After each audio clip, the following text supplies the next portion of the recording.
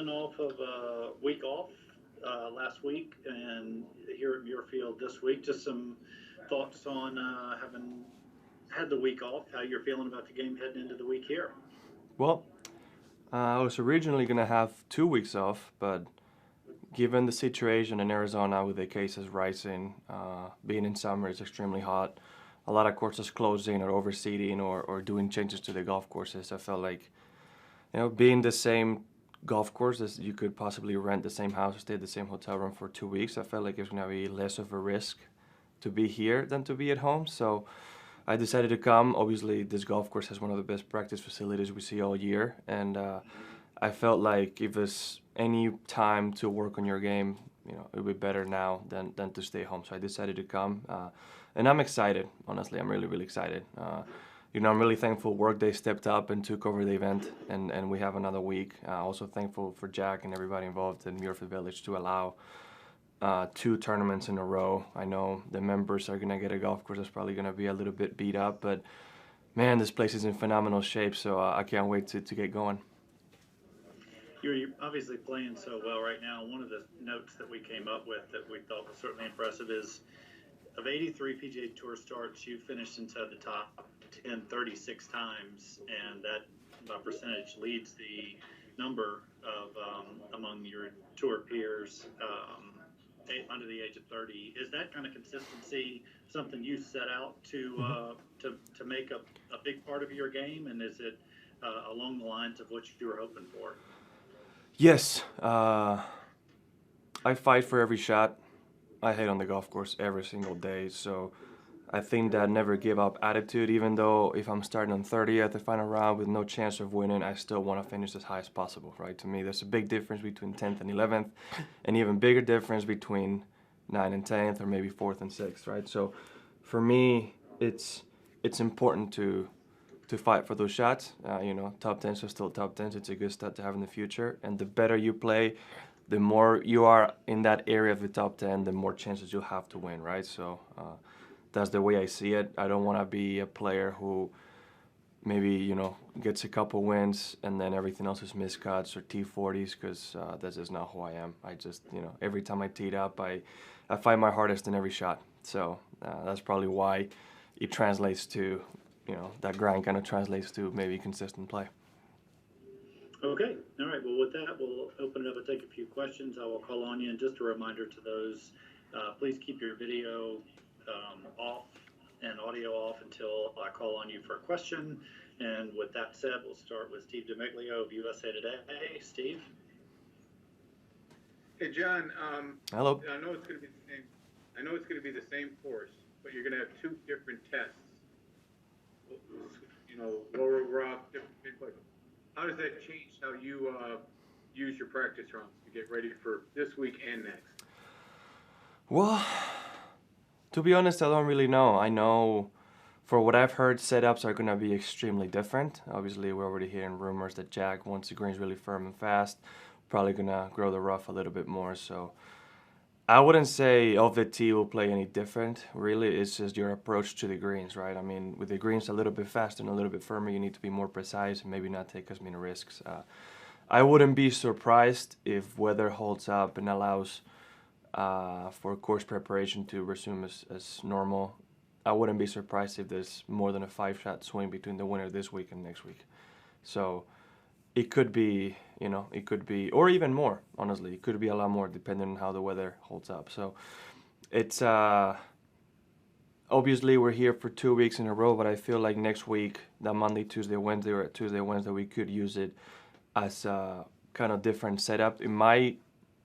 The way I'm looking at it, I think you're going to have to get used to, again, to the pace of the greens, putting, lag putting, and chip shots around the greens. That's where I think will be most influence out of all. Off the tee, obviously, it's not going to change that much. You still want to hit the fairway and, be smart off the tee. And could you just talk about what are the advantages of staying in the same place 2 weeks in a row on the road? Well, if you're smart about your safety, like in my case, I just go from the course to the house, from the house to the course. I don't deal with anybody else, and the risk of infection or the risk of spreading a possible virus is a lot lower.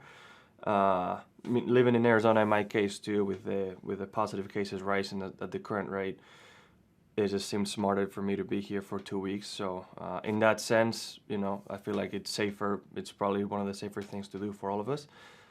And then when it comes to the preparations, well, the golf course itself is not going to change to the green, right? Like the visualization of the shots and how you play won't change much. Like I said, all you need to do is possibly just have to get used to touch around the greens, chip shots, and putting.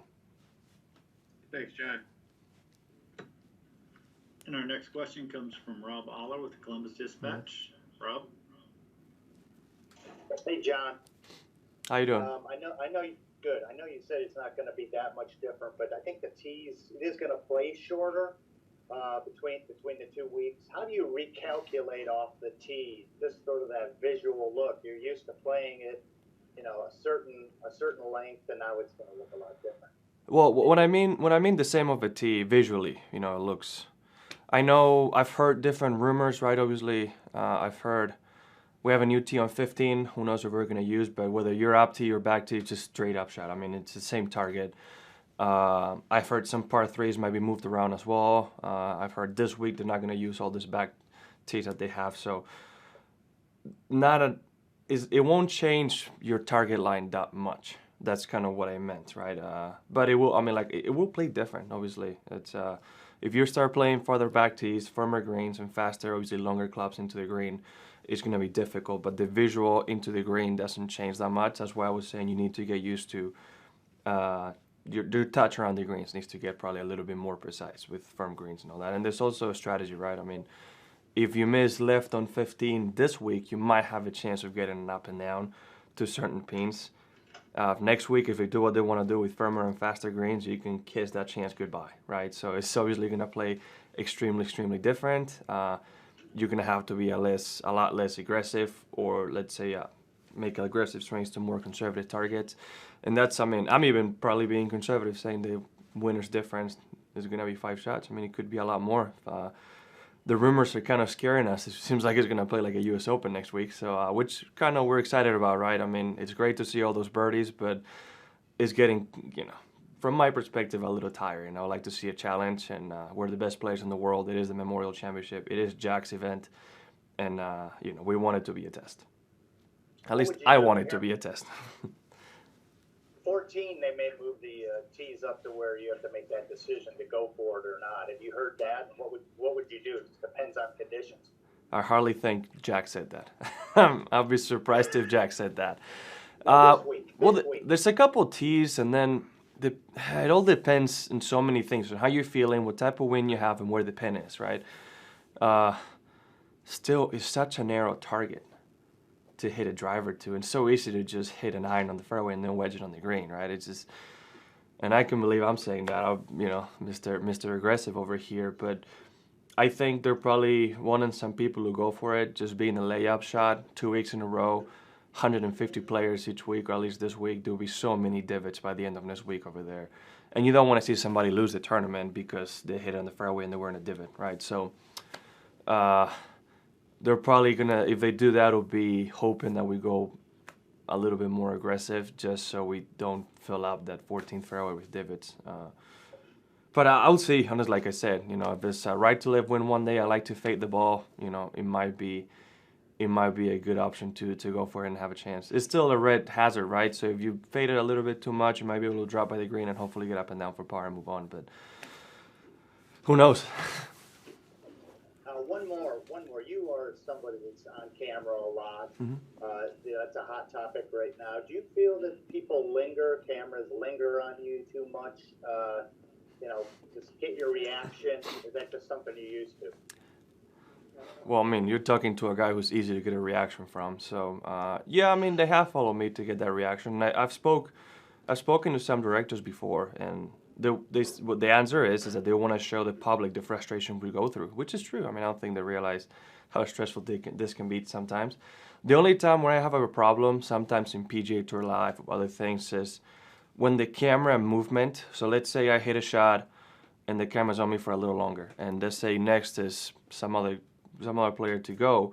Sometimes they stay on me a little too long, and then they rush to the next player, and you can see them from your peripheral, and you have to stop and restart your routine, right? It's happened multiple times, or you're hitting a shot and they get on your line on the putting or chipping, and that's where I have an issue, right? When you're disrupting play, that just shouldn't happen, right? I mean, you're not gonna get cameras, the above camera on football be on the way when Tom Brady's throwing a pass and possibly hit the ball, interrupt game, or things like that, right? So I know we're professionals and we should be focused, but when you start seeing people run close and they're trying to set up the cameras, that's the only time I have an issue. But then them trying to follow as well, I'm in a PGA Tour live, and you've been chosen to be in one of the feature groups, and people are gonna want to see you, right? And I know I'm saying this, and I know why you're asking this question, but you can't control what you feel and your emotions, but you can control your actions. So if you're gonna get mad like I get mad, just assume you're gonna get a little bit of criticism, and that's it. If not, maybe just not do it. It's the only way I can say it. And I know why you're asking this, and I am one of those who's in that situation, but there's truly nothing else I can say, right? The only problem, like I said, I've had is when they disrupt play a little bit, and that shouldn't happen, right? I mean, in professional golf, that we shouldn't be waiting for cameras to be in place. But other times, if they're not going to have to go to the next player and they want to try to catch me saying something, or my face after a 3-putt or a bogey or a bad shot, well, I mean, if you've watched golf the last year, you're going to know what my reaction is going to be. But yeah, I understand why they do it. Thank you. Okay, we'll move now to Catherine Ortiz of the PGA Tour. Catherine?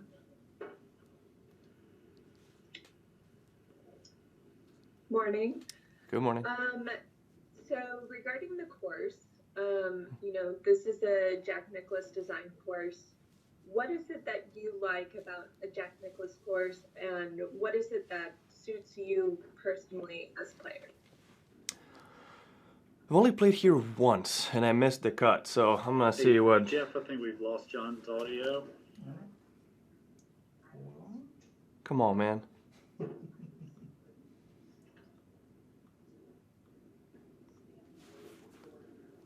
Should be back there. Okay, all right, John. Can you hear? About that. Can you hear again? Yeah, we're good. If anything, this quarantine is like exposing all the problems these technical things have, man. Can you be on a Zoom call without technical problems? It's just. So what I was saying, I've only played once, 2017, and I missed the cut, so I'm gonna have to think long and hard to give you an answer. I mean, it's Jack Nicklaus, right? One of the greatest players in history, if not the greatest champion in history. And he's always going to design a tough test, especially when he was thinking on, hosting an event himself. And it is a ball striker's golf course. I would say it's not the most demanding golf course of the tee, but it could be one of the most demanding on approach to the greens. You have a lot of small targets out there, right? 14 and 3 are 2 examples of them.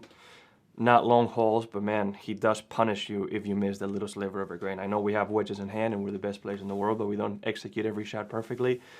And he does put some tests out there for all of us. So, as well as, short game being difficult just because of how undulated the greens are and how many slopes there are. So it's a golf course that makes you think. There's a reason why Tiger Woods has been so successful here. He's one of those players who can outthink almost everybody on the golf course and execute a strategy and just shoot low scores, right? So, amongst many other reasons why he's won here 5 times. But it's somewhere where you can just hide any part of the game. Every single part of your game needs to be on. There's some weeks where you can maybe spray it off the tee a little bit. There's some weeks where maybe there's no rough, so chipping is not a big of an issue. Or maybe some weeks where greens are slow, so pace of putting is not that big of a problem, right? So it's one of those where you can't hide. You need to play really good golf tee to green on every single aspect of it. And besides all that, it's just a beautiful golf course. So, I mean, it suits my eye. There's not one shot out here that I would say I don't like. It's just a beautiful golf course. And hopefully I can play tee to green a little bit better than I have been playing and give myself a chance one of those 2 weeks or both of them. Thank you. Okay, and we'll wrap it up with Adam Schupak with Golf Week. Adam? Hey, John. As you seek your first major title, have you developed a philosophy as to whether you like to play the week before a major or take it off? So far is to not play the week before. So far. that is kind of going out the window this year because we play in Memphis before the PGA. So that's not always possible. But yeah, so far that's kind of been it. Who knows though? It has mainly been just because the events before the majors haven't been that, let's say, a lot appealing to me in the sense of going to play, right? I mean, I've watched San Antonio on TV, and it's not one of those events I'm like, man, really want to go play because it plays nothing like Augusta National, right? So it's not like I feel like I want to go.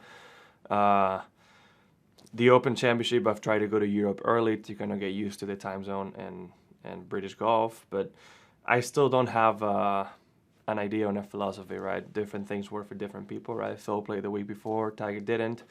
Who knows? It's something you need to find. I'll let you know if I ever get in a streak of winning multiple majors. That'll mean I found the secret. And what is it you like about Memphis ahead of the PGA? Well, it's not necessarily that I like it. It's just that there's no other choice, right? Unless you give up a WGC and a great event. Now, what I like is it's a test of a golf course. You have to be really, really, really good tee to green. And like most TPC courses, right? It's a demanding test. You need to play good golf, and if you play good golf, you'll be able to shoot low scores. But anything between, it's just probably not going to happen. So, I think it's a really, really good test before a major championship. I've never played Harding Park. I don't know the golf course. They probably don't play similar. I'm guessing one of them is Bentgrass, the other one is Bermuda. But having a tough test before a major probably gets you mentally ready. And really nicely warmed up for what's to come. And so in that aspect, I think it's an advantage. Okay. And it's been reported that the Ryder Cup will be postponed. That's going to be announced within the hour. How do you feel about that? I mean, I'm not shocked, right? I know a lot of people probably wanted to watch the Ryder Cup, but Ryder Cup is not the Ryder Cup without spectators. As in right now, it doesn't seem like there's a legitimate way to make it safe for everybody. So I think it's the smart choice. At the end of the day, Ryder Cup is one of the most viewed events, sport events in the world.